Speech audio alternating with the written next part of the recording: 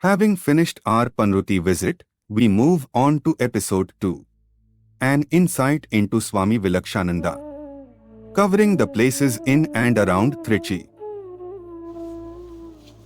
Having finished our program at Virangalam of Banruti, we moved on to a place called Nerkuppai, part of a village called Purandangudi, and this was close to Sameyapuram. Here is the residence of Sri Swaminathan, who gave us all information about Swamiji. Nerkuppai village is there where Swami stayed for 17 days, and he was in a place called Nalvar Madam, and in that place only he had been preaching for more than 17 days, and his spiritual teachings was very well known to few people when we tried to inquire. We had a pleasant surprise there to see the government gazette depicting Nalvar Madam on Swamiji's name. Incidentally, Mr. Swaminathan, who told these things to us, mentioned also that there were other places also reflecting the same.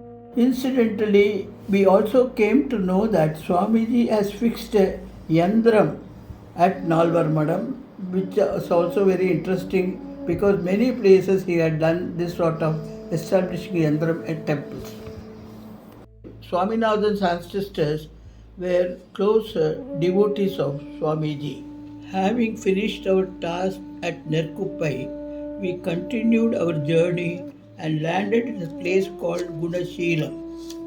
This place is very famous for Prasanna Venkateshwara, who is the deity, probably belonging to the 7th century. Here its consort Lakshmi was not having individual sannidhi, but only at the Vakshastalam she resides. This place got its name Gunashilam because of a saint Gunashilan who did penance and attained salvation here.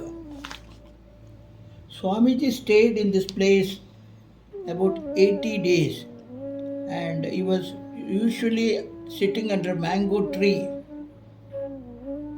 in the dates from December 1942 to 13th February 1943, preaching the people and blessing them.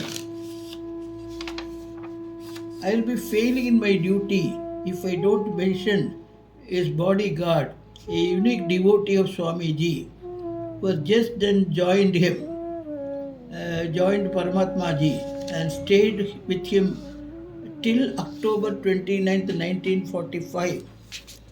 His name was Ramanujam. He had been very kind and helping all the devotees, not only looking after Swamiji, he used to help the devotees also. He had no difference between the deity and the devotees. How he had the privilege of taking leave from this world with the blessings of Swamiji. What a fortune! As Swamiji was there, he wrote Gunashila Padikam, 11 hymns praising the deity. The value and the power of this Padikam even today is to be directly heard from the sincere, ardent devotee and trustee Sriman Pichumani.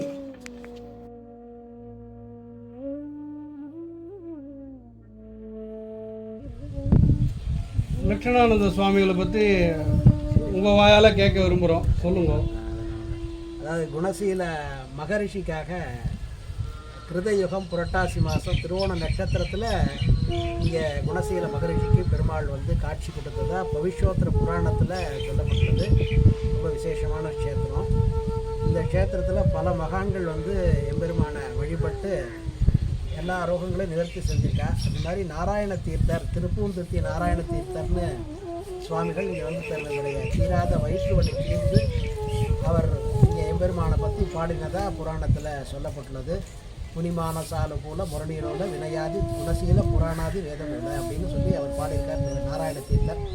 அப்பேற்பட்ட மகானுக்கு வயிற்று வலியை இந்த எம்பெருமான் தன்னுடைய கடாட்சத்தினால நிவர்த்தி பண்ணதா புராணத்தில் சொல்கிறார். அதே மாதிரி விலக்ஷானந்த சுவாமிகள் அப்படிங்கிறவர் இந்த க்ஷேத்திரத்தில் ரொம்ப வருஷ காலங்கள் இங்கேயே இருந்து பெருமாளை பிரார்த்தனை பண்ணி அவருடைய டிவோட்டிஸ் நிறைய பேர் இருக்கா. இது அம்மா வந்து முக்கியமான ஒரு சுவாமிகளோடையே இருந்து அனுப்பப்பட்டவங்க. அவங்களோட இந்த இந்த அவருடைய சரித்திரத்தை பகிர்ந்திருக்கிறதுங்கிறது ரொம்ப எனக்கு பெரிய பாக்கியம். விலக்ஷானந்த சுவாமிகள் எனக்கு கேள்விப்பட்டு எங்களுடைய மூதாதையர்கள் சொல்லியிருக்காங்க. விலக்ஷானந்த சுவாமிகள் இந்த க்ஷேத்திரத்தில் ரொம்ப வருஷ காலங்கள் தங்கி இருந்து இந்த எம்பெருமானை பற்றி பதிகம் பண்ணியிருக்கார் அப்படின்னு சொல்கிறாங்க. அந்த பதிகத்தை இங்கே 48 நாள் வாரம் இருந்தால், அதாவது இந்த குணசீல மகரிஷி புராணத்தில் எப்படின்னா, ஞானவர்ம ராஜாவுடைய காலத்தில் சுததேவனுக்கு கண் பார்வை வந்தது, பகுவிராஜனுடைய முடத்தன்மை நீங்கினது, தேவதாசனுங்கிற ஊம குழந்தை பேசினது, காந்திமதி பிருதிகீர்த்தி தம்பதிகளுக்கு புத்திரபாக்கியம் கொடுத்தது அப்படின்னு நிறைய பேர் வந்து ஞானவர்ம ராஜாவுடைய காலத்தில் இங்கே பகவானை பிரார்த்தனை பண்ணி எப்படி பெருமாள், அதாவது ஞானவர்ம ராஜாவே பெருமாள்கிட்ட பேசி 48 நாள் அவளை இருக்க சொல்லுவோம், விரதம் இருந்தால் நான் நிவர்த்தி பண்ணுறேன் அப்படின்னு சொல்லி பெருமாளே சொன்னதாகவும், அதன் பிரகாரம் 48 நாள் இங்கே விரதம் இருந்து அவள் அந்த ரோகங்களெல்லாம் நிவர்த்தி ஆகி போனதாகவும் புராணத்தில் இருக்கு. அந்த பிரகாரமே விலக்ஷானந்த சுவாமிகளும் இந்த க்ஷேத்திரத்தில் ரொம்ப வருஷ மாதங்கள் இருந்து பெருமாள்கிட்டயே நேராக பேசியிருக்கார். அதை இங்கே இருக்கிற டிவோட்டிஸ் எல்லாமே சொல்கிறா. அவர் பெருமாள்கிட்டயே நேராக பேசக்கூடியவர். அப்படி அவரோட பதிகம் பாடியிருக்கார். அதாவது பெருமாள்கிட்ட பாடி பதிகம் பாடியிருக்கார். அதில் என்ன விசேஷம்னா, ஸ்தல புராணத்தில் குணசீல மகரிஷிக்கு பெருமாள் காட்சி கொடுத்தப்ப எப்படி இருந்ததோ அது அவருடைய அந்த பதிகத்தில் அற்புதமாக சொல்லி வர்ணிச்சிருக்கார். அதாவது பெண்ணளந்த பெருமானம் பிரமன் தானும் பேசரிய முனிக்கணங்கள் அபரம் சூழ எண்ணளந்த எம்பெருமான் கோலத்தோடு எழுந்தருளி நின்றவன் தான் எனக்காகம்மா அப்படின்னு. பெண்ணளந்த பெருமான்னா சிவபெருமான், பேசரிய முனிக்கணங்கள் என்ற தேவர்கள் ரிஷிகள், அப்படி கூட்டமாக இருக்கக்கூடிய பெருமன்தானும் பேசரிய முனிக்கணங்கள் அமர சூழ என்னளந்த எம்பெருமான் கோலத்தோடு எழுந்தருளி நின்றவன் தான் எனக்காகம்மா அப்படின்னு சொல்லி அந்த பதிகத்தில் அந்த குணசீல மகரிஷியுடைய ஆசிரமம் எப்படி இருந்தது அப்படிங்கிறத வர்ணிச்சிருக்கார். அதே மாதிரி குணசீல மகரிஷியுடைய கண்ணாயிரத்துடையோன் தடை செய்தாலும் கலங்காத குணசீலன் கலியை வென்று எண்ணாத நிறைவேற்று வேகமெய்து இருந்தவற்றில் இருந்த குணசீல மன்னன் உண்ணாக்கி அடிச்சென்று உச்சியேறி உலகப்பட மீத மறந்த ஒருவன் தன்னை அண்ணா அந்த காவிரியின் வடவால் கண்டு அருகதுவாய் ஆனவன் பெருமை என்னே அப்படின்னு விசாரிச்சிருக்கார் இந்த விலக்ஷானந்த சுவாமிகள். கண்ணாயிரத்துடையோன்னா தேவேந்திரன், அவன் தான் இந்த குணசீல மகரிஷிக்கு தபஸ் பண்ணுறத தடுத்து முயற்சி பண்ணுறான். அவனால் எதுவும் செய்ய முடியலை அப்படிங்கிறதையும் இந்த பாசுரத்தை சொல்லியிருக்கேன். அவருடைய குணசீல மகரிஷி தபஸ் எப்படி இருந்தது அப்படின்னு சொன்னார்னா, அண்டமெல்லாம் கிடுகிடுத்து நடுங்கிட்டாலும் அமரர் முனி தேவரெல்லாம் அழிந்திட்டாலும் கொண்டலெடுத்து பூவியில் விழுந்திட்டாலும் குணம் கலங்கா குணசீல முனிவர்க்காக பண்டெழுந்த பரமேசன் வேங்கடத்தான் பதிகமிதை விலக்ஷனான் அந்தனன்பான் குண்டலியை நின்றெழுப்பி கவிதை செய்தான் குணநீத பரமாத்மா முனிவன் தானே அப்படின்னு சொல்லி முடிச்சிருப்பார். அப்படி அவர் அதாவது குணசீல மகரிஷி தபஸ் அப்படி இருந்துதான். அண்டமெல்லாம் கிடுகிடுத்து நடுங்கிட்டாலும் அமரர் தேவரெல்லாம் அழித்துட்டாலும் என்ன ஒரு பிரச்சனை வந்தாலும் எல்லாத்தையும் அவர் கண்டுக்காம குணசீல வைகுண்ட வாசுதேவரிடத்திலேயே நிரந்தரமான பக்தியை செலுத்தி கடுமையான தபம் பண்ணினார் அப்படிங்கிறத விலக்ஷானந்த சுவாமிகள் அற்புதமாக இங்கே சாதிச்சிருப்பார். அதனால தான் பெருமாளுக்கு இந்த பாசுரம் ரொம்ப பிடிச்சி போய் அவர் இந்த பாசுரத்தை இன்றைக்கும் நாங்கள் அனுபவிக்கிறோம். இங்கே 48 நாள் அந்த விரதம் எப்படி ஞானவர்ம ராஜா காலத்தில் இருந்து அவள்லாம் நிவர்த்தி ஆனாலோ அதே மாதிரி இன்றளவும் பக்தர்கள் தனக்கு வேண்டக்கூடிய வரங்களை எல்லாம் இந்த 48 நாள் இங்கே விரதம் இருந்தால் கைவல்யமாக பெருமாள் கொடுக்குறார். அது என்ன வேண்டுதலாக இருந்தாலும் சரி, நல்ல படிப்பு வரணுன்னோ, கல்யாணம் ஆகணுன்னோ, இல்லை ஏதாவது மன செஞ்சல்கள் பிரச்சனை தீரணுன்னோ, என்ன வருமான பிரார்த்தனைகள் இருந்தாலும் பெருமாள் நிவர்த்தி பண்ணி கொடுக்குறார். அதை இங்கே 48 நாள் விரதம் இருக்கிறவாள்லாம் எனக்கு சின்ன குழந்தையாக இருக்கும்பொழுது இந்த பிரகாரம் சுற்றிகிட்டே இந்த விலக்ஷானந்த சுவாமி அருளிய அந்த திருப்பதிகத்தை எல்லாரும் பாடுவான். அப்படி பாடி தான் அந்த பாசுரத்தை, ஏன்னா மகானுடைய அந்த பாசுரத்தை பெருமாள்கிட்ட சொன்னால் பெருமாள் அவ்வளோ சந்தோஷப்படுறார். ஏன்னா மகான் இல்லையா, அவளுக்கு இருக்கக்கூடிய அந்த சக்தி அந்த பாசுரத்துக்கு உண்டானது. அது தனி இது, அது யாராலையும் அதை மதிப்பிடவே முடியாது. அப்படி அவர் பகவான் இந்த பதியத்தை சொன்னதுனாலேயே ரொம்ப சந்தோஷம் அடைஞ்சு அவளுக்கு வேணுக்கூடிய வரங்கள் எல்லாம் கொடுக்குறார். அதுதான் நிதர்சனம். இங்கே இந்த பாசுரத்தை அடியேன் இந்த கொரோனாங்கிற ஒரு வீடை வந்தப்போ எனக்கு அதுக்கு முன்னாடி கூட அவ்வளோ இதுவாக தெரியல சொல்லிட்டு இருந்தேன். கொரோனா பீரியட் வந்ததுப்போ எல்லாரும் அவள் ஃபோன் பண்ணி எனக்கு இது மாதிரி இருக்குது, என்ன பண்ணுறதுன்னு தெரியல, சௌக்கியமாக இருக்கணும், நீங்கள் பிரார்த்தனை பண்ணிக்கோன்னு சொல்லி, சரி நம்ம இந்த பதிகத்தை சொல்லி நம்ம பிரார்த்தனை பண்ணிப்போம் அப்படின்னு சொன்னவா எல்லாருக்கும் நல்லா சௌக்கியமாகி எந்த விதமான தொடையும் இல்லாமல் சௌக்கியமாக இருக்கா. அதோடு இல்லை, இன்றைக்கி என்னென்ன பிரச்சனைகள் சொல்கிறாலோ அந்த பிரச்சனைகள் எல்லாத்தையும் பெருமாள்கிட்ட நித்தியம் அவருக்கு ஆராதனை பண்ணும்போது கார்த்தால சுப்பிரபாதம் சொல்லி முடித்து அதுக்கப்புறம் அவருக்கு ஆராதனைகள் செய்யும் பொழுது இந்த பதிகத்தை விலக்ஷணானந்த சொல்லியார் இந்த திருப்பதிகத்தை எம்பெருமானுடைய திருவடியில் சமர்ப்பித்து பிரார்த்தனை பண்ணினா இன்றைக்கும் என்னென்ன பிரார்த்தனை பண்ணுறோமோ ஒரு புத்திர பாக்கியம் பண்ணுறதோ எந்த இதுவாக இருந்தாலும் அவளுக்கு சௌரியமாகிடுறதுங்கிறத என்னுடைய காதால் கேட்குறேன். அது ரொம்ப அதுதான் பெரிய விசேஷம். தம்பதிகள் ஒருத்தர் 2 பேருக்கு இப்போ தான் சமீபத்தில் கல்யாணம் ஆச்சு. அவளுக்கு ஏதோ பிரச்சனை இருக்குது, 2 பேர் வந்துட்டா அப்படின்னு சொல்லி ஒரு குழந்தை வந்து அழுதா. நான் இதை நான் பிரார்த்தனை பண்ணுறேம்மா, நீயும் இந்த பதிகத்தை படி சௌக்கியமாகிடும் அப்படின்னு சொன்னேன். சொல்லி ஒரு 12வது நாள் உடனே அவள் வந்து எல்லா சுவாமி சௌரியமாகிடுத்து, நல்லா இருக்கா இப்போ உங்களை ஆசீர்வாதத்தில் அப்படின்னா. அதெல்லாம் அதே மாதிரி எத்தனையோ பேருக்கு இந்த மாதிரியான நிகழ்வுகள் இன்றைக்கும் நடந்துட்டுருக்குன்னா விலக்ஷானந்த சுவாமியுடைய அந்த பாசுரத்தை குணசீல பெருமாள் கொண்டாடுறார், தலையில் தூக்கி வச்சுட்டு கொண்டாடுறார். அதுக்கு வார்த்தைகள் இல்லை. அப்பேற்பட்ட அனுபவத்தை நாங்கள் நிச்சயம் அனுபவிச்சுட்டு இருக்கோம். ஆகவே அந்த குணசீல திருப்பதிகத்தை எல்லாரும் இந்த மன சஞ்சலம் கொண்டவா எந்த பிரார்த்தனை இருந்தாலும் அந்த மகான முன்னிலைகளை நிறுத்தி அவரோட பாசுரத்தை முன்னிலை நிறுத்தி குணசீல பெருமாளுடைய திருவடியை சரணடைந்தால் கண்டிப்பாக அனுகிரகப்பட்ட இது நிச்சயமாக நாங்கள் நிதர்சனமாக பார்த்துட்டு இருக்கோம். எல்லாருக்கும் இதை சொல்லுங்க, எல்லாரும் இந்த நித்தியம் பாராயணம் பண்ணுங்க.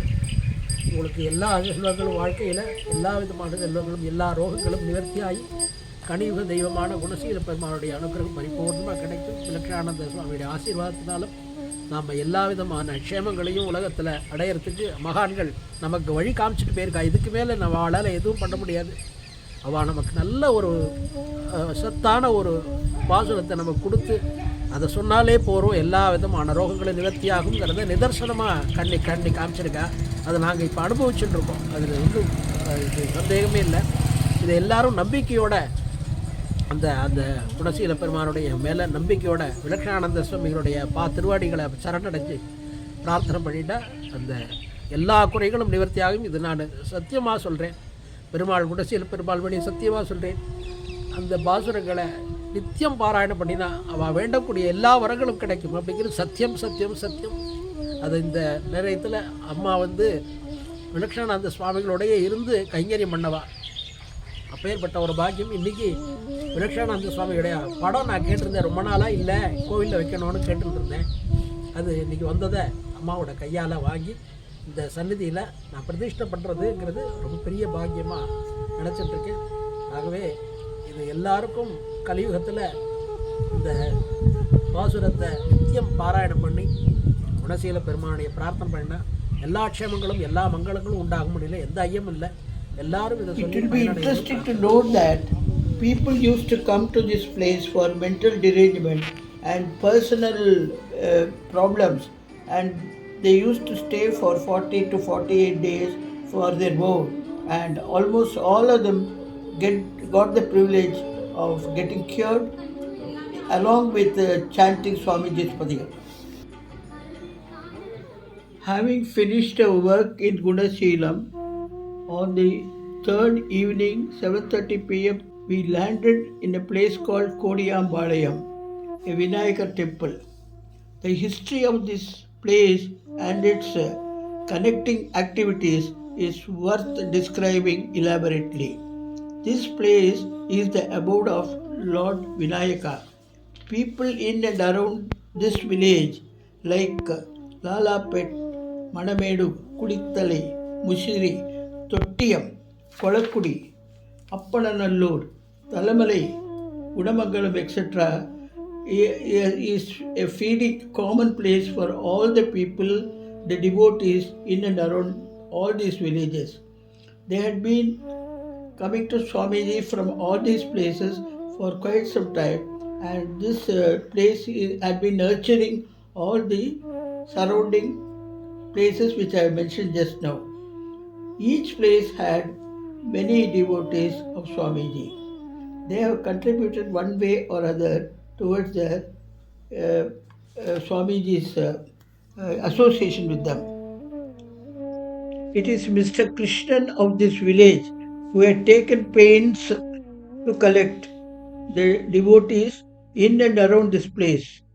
Hence, he had initiated to speak about his experiences and his family and friends, followed with other devotees.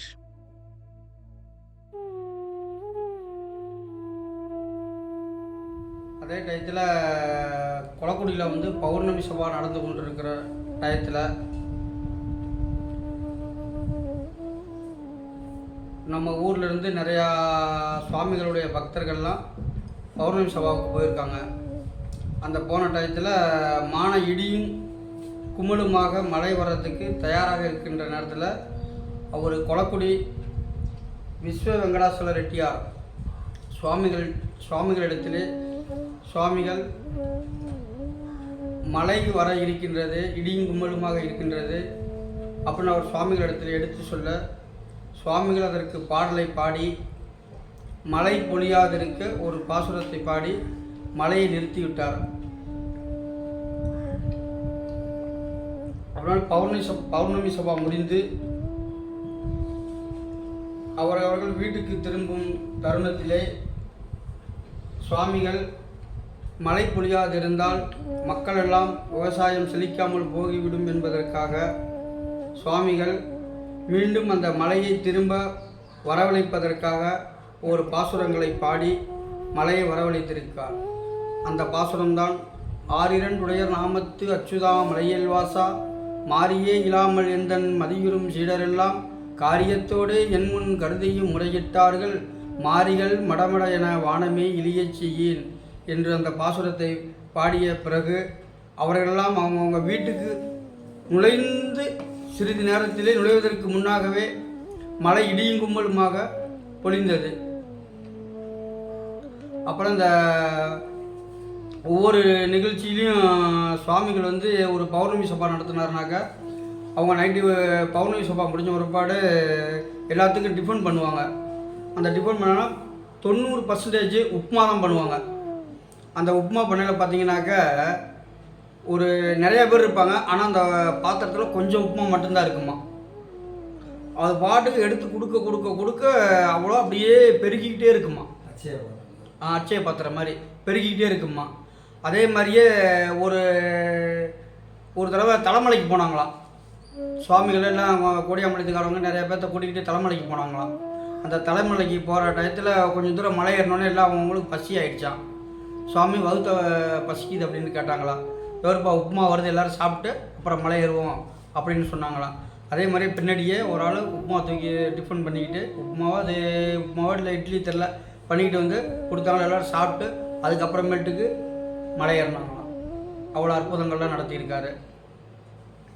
அதே மாதிரியும் இந்த கோடியாம்பாளையத்தில் இருக்கிறவங்களுக்குலாம் குழந்தை செல்வத்துக்கு குறை கிடையாது. அந்த மாதிரி பாசுரத்தை பாடியிருக்கார். அவர் வந்து சீனிவாசன் திருப்பதி வெங்கடாச்சலபதி மாரில் சுவாமி அவ்வளோ அழகாக பாடியிருக்கார்.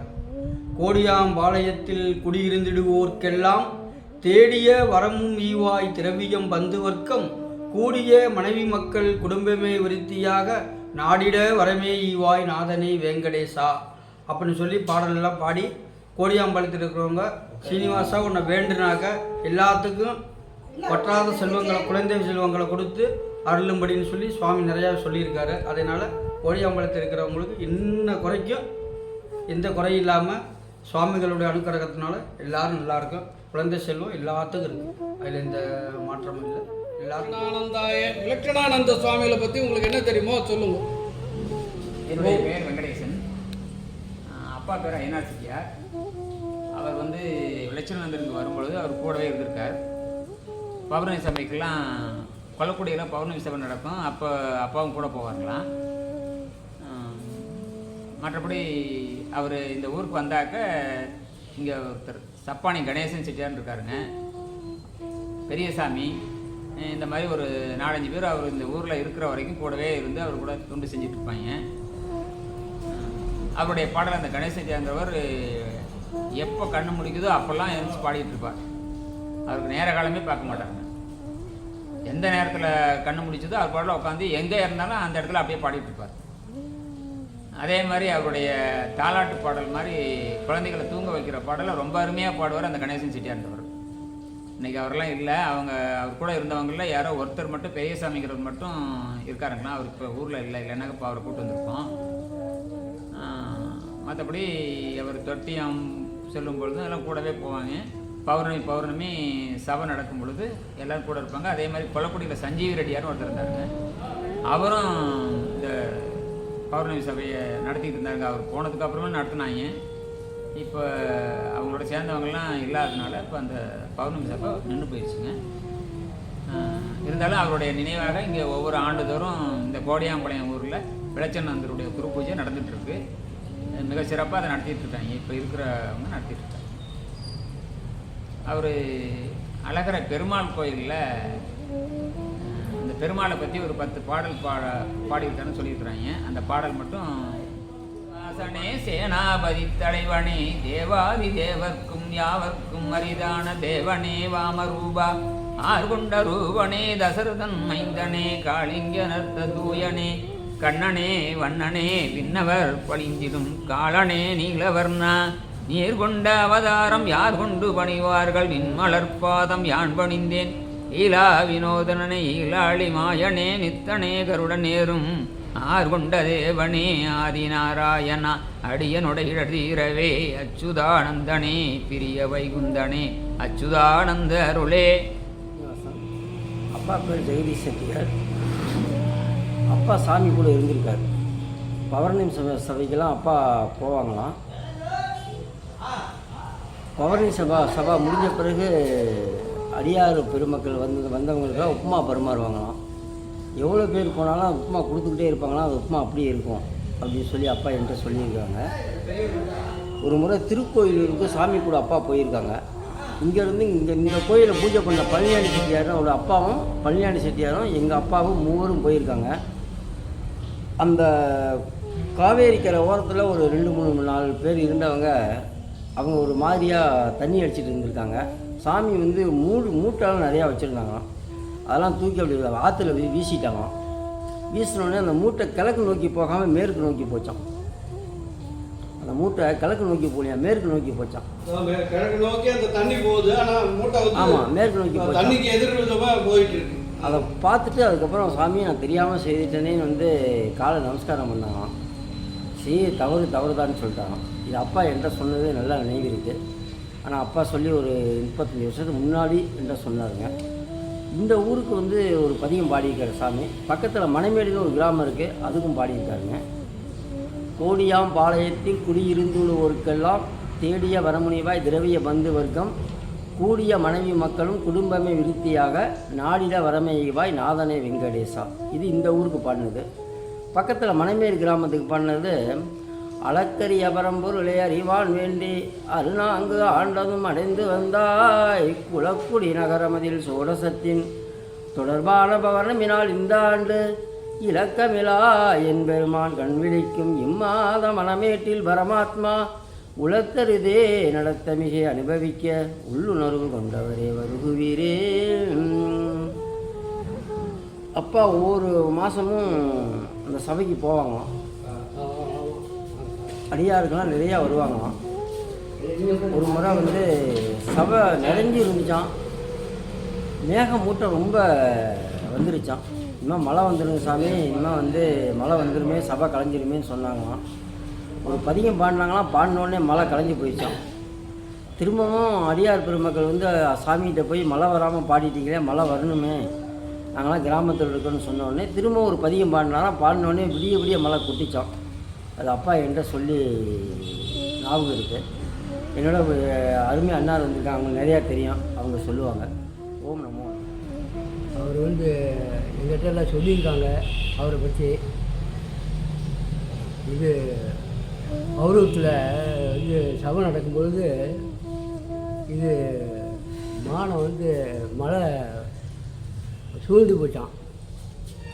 அப்புறம் வந்து எல்லாம் வந்தவங்களாம் மானம் மழை வரப்படுறது, இது சபையை ஒட்டி வச்சுக்கலாம் அப்படின்னு சொன்னாங்களாம். சாமி வந்து அவரும் தான்ப்பா வைக்கணும் சபை, மாற்றி வைக்கக்கூடாது அப்படின்ட்டு அந்த மேகத்தை அப்படியே களைஞ்சி வர்றால ஒரு பாட்டு ஒன்று பாடினாராம், வீண்மலைன்னு பாடினாராம். வேங்கட தேவை ஈசா வீண்மலையலாது செய்யும் தன்குரு மடியார் கூட்டம் தத்துவர் முனிவர் கூட்டம் ஏங்கிடையலாது செய்வாய் மழை ஓடச் செய்வாய் பூங்கனி மொழியால் மார்ப புகன்றனே ஏற்றுவாயே நாராம். மான் அப்படியெல்லாம் மேகம்னா களைஞ்சு அப்புறம் மழை வரலையாம். அப்புறம் சபையெல்லாம் எல்லாம் முடிஞ்சது பிறப்பாடு அப்புறம் குளகுடிக்காரங்களாம் அந்த மழையை அப்படியே வர்றாலே பாடிவிடுங்க சாமி அப்படின்னாங்க.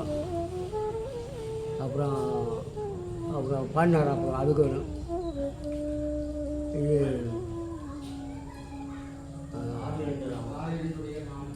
ஆரிரண்டுடைய நாமத்த சுதாமலே வாசா மாரிகள் இல்லா வேந்தன் மதியொரு சீடரெல்லாம் காரியத்தோடே என் முன் கருதியும் முறையும் விட்டார் மாரிகள் மடமடன மானமே ஒளிய செய்யேன் அப்படின்னாராம். சொல்லி செத்தாதிலே அப்படியே அதே மானம் வந்து குழுந்து போய் ஒரு மானம் ஒரு எடுத்துக்கிட்டான். கொலக்குடிக்காரங்களாம் நடந்துக்கிட்டே போனாங்களாம் ஊருக்கு. மேற்கொண்டு உங்கள் அப்பா இல்லை உங்கள் வீட்டு பெரியவங்க சொன்ன அனுபவம் எதாக இருந்தால் சொல்லுவோம். விசேஷமான அனுபவங்கள் நீங்கள் ஒருத்தர் கூட சொல்லியிருந்தாங்க, குழந்தைய அழைச்சிட்டு வரலன்னா உடம்பு சரியில்லைன்னு சொல்லி சொன்னாங்கன்னு சொல்லி. அது எங்கள் அண்ணார் ஒரு ஆள் ரொம்ப உடம்பு சரியில்லாமல் எல்லாம் கழுவிக்கிட்டு ஒரு 5 நாள் 1 வாரமாக கழுவிக்கிட்டு சரியாக வரலையாம். அப்போல்லாம் இந்த ஊசியெல்லாம் ரொம்ப இல்லை. அப்புறம் எங்கள் ஐயா 1 வாரமாக அங்கே போகலையாம், சாமிகிட்ட போகலையாம். அப்புறம் போனவங்ககிட்ட கேட்டாங்களாம், எங்கே கணேச செட்டியார் ஆளை காணா என்ன சங்கதி அப்படின்னு கேட்டிருக்காங்க. அப்புறம் பையன் உடம்பு சரியில்லைங்க அதனால் வரல அப்படின்னு சொல்லியிருக்காங்க. அப்புறம் வந்து சொன்னாங்களாம், சாமி ஒன்று உடனே வர சொன்னார் அப்படின்னு வந்து சொல்லுவோம். அப்புறம் போனாங்களாம். அப்புறம் பையனுக்கு உடம்பு சரியில்லாமல் ஏன் அதை ஏற்றத்தினால சொல்லலை அப்படின்னாராம். அப்புறம் சரின்னு போனோம்னாங்களாம், நீ ஏன்னு சொல்ல வேண்டியதானே அப்படின்ட்டு அப்போவே தின்னாடு பொட்டணம் போட்டாராம். பொட்டணம் போட்டு இதை கொண்டு பூசு போடும்போது கட்டைக்கு ஐப்புள்ள கருங்கல் மாதிரி இருக்கான் போ அப்படின்ட்டாரான். அப்புறம் வந்து திண்டாட்டத்தை போட்டவும் அவ்வளோலாம் சரியாக போயிட்டான். எனக்கு தெரிஞ்சு அவருக்கெல்லாம் ஊசியே நான் போடல, ஊசியே எதுவுமே போடல. எங்கள் ஐயாவுக்கு கூட ஊசி போடல. ஊசி போடாமல் அவங்க காலம் கழிச்சிட்டாங்க. உங்களுக்கு என்ன ஒரு 72 வயசு இருக்குமா இப்போ? 72 இருக்கும். அவங்களெல்லாம் ஊசியே எங்கள் ஐயாவோட எனக்கு தெரிஞ்ச ஊசி போடல, எங்கள் அண்ணாருக்கு ஊசி போடல. அதான் கணேசன் செட்டியார், அவரை பற்றி நிறையா கேள்விப்பட்டிருக்கு, சொல்லியிருக்காங்க. ஆமாம். இது அப்போ ஒரு ஒரு சபை முழுது அப்படி தான் கூட்டம் நிறையா வந்து கூடி போயிட்டான். அப்புறமேலு எப்பவும் போடுறதுனா எப்பவும் உப்புமா காப்பி தான் போடுறதான். அப்புறம் சாமிகிட்ட போய் சொன்னாங்களாம், சாமி கும்பல் ரொம்ப இருக்குது, அப்படி இது உப்புமா கொஞ்சம் குறைவாக தெரியுதுன்னு சொன்னாங்களாம். எப்பவும் போடுற அளவு தானே போட்டீங்க அப்படின்னாராம். ஆமான்னாங்களாம். அப்புறம் எல்லாம் சபையெல்லாம் முடிஞ்சது பிறப்பாடே போய் நாற்காலியை போட்டு அவனை உட்காந்து இப்படி அண்டாவை வெட்டி பார்த்தாரான். எப்பவும் கொடுக்குறத விட கொஞ்சம் சாட்சியாகவே கொடுங்க இன்னைக்கு அப்படின்ட்டாரான். எப்பவும் கொடுக்குறத விட கொஞ்சம் சாட்சியாகவே கொடு அப்படின்ட்டாரான். அப்புறம் எல்லாத்தையும் கொடுத்து எல்லாம் முடிஞ்சு போய் அப்புறம் என்னப்பா உப்புமா இருக்கா தீர்ந்து போச்சான்னு கேட்டாரான். இன்னும் 1/2 அண்டா இருக்குதுங்க அப்படின்னாங்க. என்னப்பா பத்தாது நீங்களே, அப்புறம் இனிமேல் எல்லாம் என்ன செய்ய போறீங்க அப்படின்னாராம். அப்புறம் எல்லாம் கொஞ்சம் கொஞ்சம் எல்லாம் வீட்டுக்கெல்லாம் எடுத்து வந்து எங்கள் பிள்ளைர் கோயிலில் படுத்துனால எழுதி கொடுத்தாங்க. அன்றைக்கி ரொம்ப இதாக போச்சான். ஆமாம். இங்கே குணசீல பதிகம்லாம் கேள்விப்பட்டிருக்கீங்களா? சாமி எழுதினது எப்படி?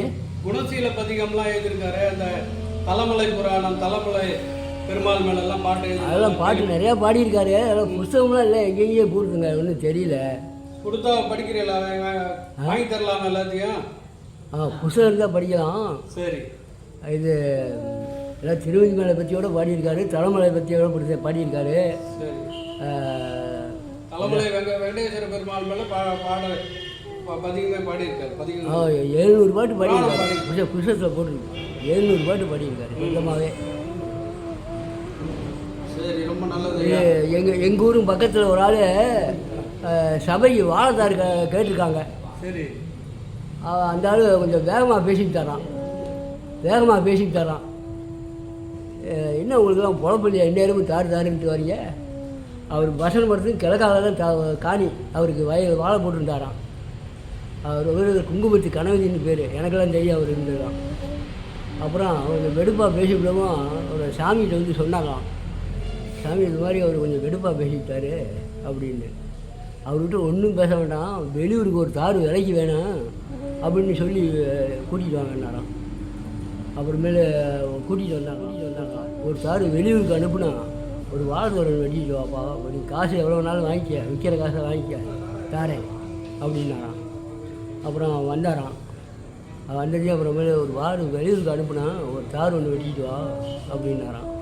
அது கொன்னை கட்டி எடுத்துகிட்டு வந்துட்டாராம். அவன் போய் வாழையில் வெட்டி கொன்னை கட்டி கொண்டு வந்ததையும் கீழே வச்சாராம். என்னப்பா அது காயா பழமாட்டினாரா, பிரசாமி காய் வெட்டிட்டு வரேன் அப்படின்னாரான். ஏன் கொன்னை அவரு பார்க்கலான்னாரான். கொன்னை அவுத்ததையும் அப்படி பொழன்னு கொட்டிச்சான், கடிஞ்சு போச்சான். அட்டாட்டா என்ன இவ்வளோ கடுமை பண்ணாட்டா, நான் வெளியூருக்கு எப்படி அனுப்புறது? அப்புறம் நெல் எல்லாம் புட்டு கொடுங்க, இதெல்லாம் சாப்பிட்டேன். நெஞ்சாரா விழுதாரா வரும் தாரு அவரே விடாது. அப்புறம் 4 தாரு வெட்டியாந்து கட்டுறாராம் பட்டலில். இந்த மாதிரி தாருக்கெல்லாம் காசு வாங்கிட்டு போப்பான்னாராம். கேட்டா அவர் காலில் விழுதாராம். அதாவது 2 மீசை வச்சுக்கிட்டு மொட்டாலாம் இருப்பார். அதான் சொல்லியிருக்காங்க எங்களுக்கு.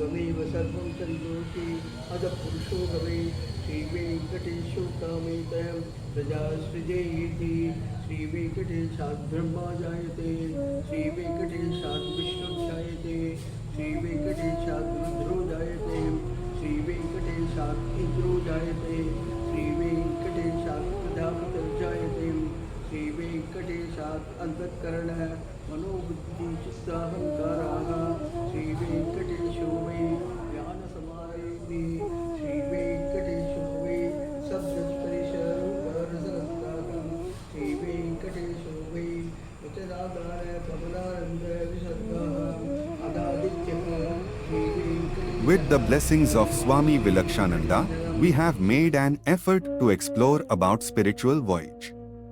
The contents conveyed so far in our episodes could be only meager like a drop in an ocean. Hence, we request the viewers to share their views experience as a feedback. For more information, please visit our website www.sssvp.in. Om Tat Sat.